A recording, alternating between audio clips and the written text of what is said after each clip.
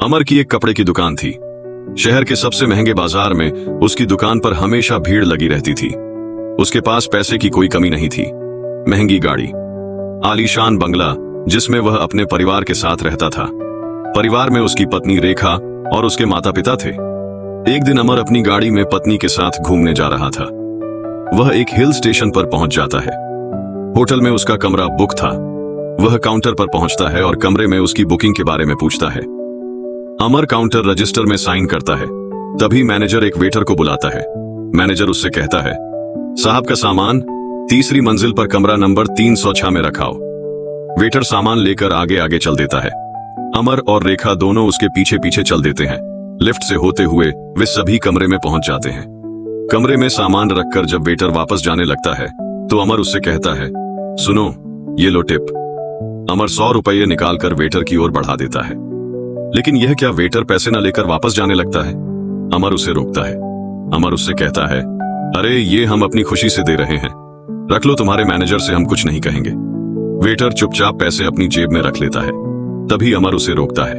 अमर कहता है, तुम राकेश हो ना? वेटर ने कुछ नहीं बोला, वह चुपचाप वहां से चला गया। तभी रेखा अमर के पास आई और बोली, क्या बात है, आप कुछ परेशान लग रहे हो और वेटर से क्या बात कर रहे थे? अमर ने कहा, रेखा, यह मेरे बचपन का दोस्त था, लेकिन अब मुझे पहचान नहीं रहा है। मैंने तो इसे पहचान लिया है। तुम यहीं रुको, मैं अभी इसके बारे में पता करके आता हूं। अमर नीचे काउंटर पर पहुंचकर राकेश के बारे में पता करता है तो उसे पता लगता है कि वह तो अभी ड्यूटी खत्म करके घर चला गया, कल सुबह आएगा। राकेश ने दूसरे वेटरों से उसके घर के बारे में पूछा, लेकिन किसी को उसका घर मालूम नहीं था। अमर अपने कमरे में वापस आ जाता है। रेखा उससे पूछती है तो अमर कहता है, रेख, हम दोनों बचपन के दोस्त हैं। राकेश पढ़ने में बहुत तेज था, लेकिन फिर इसके पिता पर बहुत कर्ज हो गया था। इसके पिता अपना घर बेचकर कर्ज चुकाकर अपने परिवार के साथ कहीं चले गए। राकेश ने मेरी बहुत मदद की है। अगर वह नहीं होता तो मैं यहां तक नहीं पहुंच पाता। अगले दिन राकेश काम पर नहीं आया। राकेश के घर का पता भी नहीं लग पा रहा था। अमर और रेखा घूमने निकले, लेकिन अमर का मन किसी चीज में नहीं लग रहा था। वह हर समय राकेश के बारे में सोच रहा था। अगले दिन उनका होटल में आखिरी दिन था। होटल छोड़कर अमर ने सामने ही दूसरे होटल में कमरा ले लिया। रेखा के पूछने पर उसने बताया, रेखा, राकेश अपनी गरीबी के कारण मुझसे नहीं मिलना चाह रहा है, इसलिए ही मैंने होटल बदल लिया है। उसे पता होगा कि हम होटल कब छोड़ने वाले हैं। सामने होटल में बालकनी से अमर पहले वाले होटल में नजर रख रहा था। चौथे दिन राकेश काम पर आया। अमर ने उसे देखा और वह तुरंत होटल में पहुंच गया। वहां जाकर उसने राकेश को रोका और पूछा, भाई, मुझसे ऐसी क्या गलती हो गई जो तू मुझसे बचकर भाग रहा है? अचानक अमर को अपने सामने देखकर राकेश सकपका गया। फिर वह संभल कर बोला, ऐसी बात नहीं है भाई, तुम कहां और मैं कहां? अब तुम्हारा मेरा कहां मेल है? अमर ने कहा, मुझे कुछ नहीं पता, मुझे अपने घर लेकर चल। अमर के बहुत जिद करने पर राकेश ने अपने मैनेजर से बात की और अमर को लेकर अपने घर पहुंच गया। घर क्या एक छोटी सी झोंपड़ी सी थी। उसमें उसकी मम्मी और उसकी पत्नी थी, जो कि फटे हुए कपड़े पहने थी। पास ही में एक बच्चा खेल रहा था। राकेश को देखकर उसकी पत्नी बोली, अरे, आप आज भी वापस आ गए क्या? वो आपके दो अभी वही हैं जिनसे आप बचने की कोशिश कर रहे थे। अमर पीछे ही खड़ा था। वह बोला, भाभी जी, मैं ही वो दोस्त हूं जिससे यह बच रहा था। क्या मैं इतना घटिया इंसान हूं? क्यों माँ जी अपने भोला बेटे को भूल गई?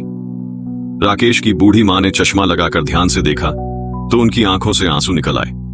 अरे बेटा, मैं और राकेश तुझे हमेशा याद करते हैं। कभी कभी अखबार में तेरी दुकान का इश्तहार छपता है, उसमें तेरी फोटो देखकर ये तुझे बहुत याद करता है। अमर ने कहा, अरे, तुम लोग इतनी परेशानी में हो क्यों भाई?